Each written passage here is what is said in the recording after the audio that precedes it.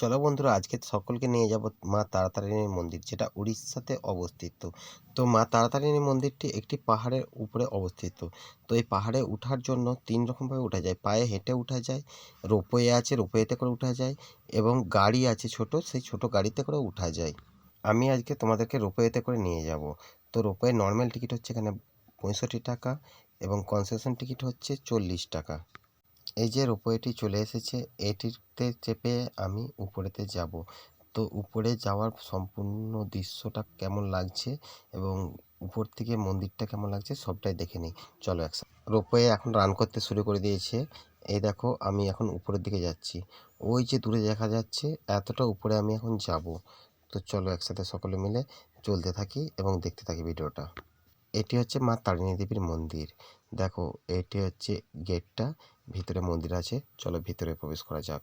এটি হচ্ছে মায়ের মেন মন্দির। তো ভিতরেতে ক্যামেরা নট এলাও আমাকে বলে দিয়েছে, জাস্ট আমি বাইরের পোর্শনটাই তোমাদেরকে দেখালাম। দেখো বন্ধুরা, তারিণী দেবীর মন্দিরের যে পাহাড়ের উপর থেকে নিচের ভিউটা কত সুন্দর লাগছে।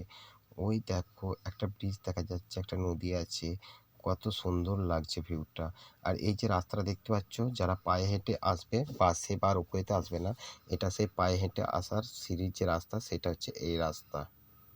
এটি হচ্ছে রোপওয়ে রানওভার। ওই দেখো কত নিচে থেকে আমরা কত উপরে এসেছিলাম। এটা হচ্ছে রোপওয়ে রানওভার, এটাতে করে আমি এসেছি। আবার নিচেতেও নামবো এটিতে করে। এটি হচ্ছে রোপওয়ে রানওভার। পৌঁছাতে একটু দেরি হওয়ার কারণে এই সিটটা আমরা পেলাম না, অপেক্ষা করি পরের সিটের জন্য।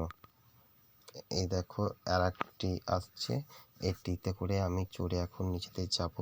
এই দেখো চলে এসেছে, এটাতে লোক ভর্তি আছে দেখছি। এটা তো প্যাসেঞ্জার আছে, তো এটি এখানে দাঁড়াবে, তারপর এটিতে করে আমি নিচেতে যাব। তো বন্ধুরা, অবশ্যই জানাবে ভিডিওটা কেমন লাগলো। আর এরকম ভিডিও দেখতে হলে আমার পাশে থাকো, আমার ভিডিও দেখতে থাকো। চলো টাটা, বাই বাই।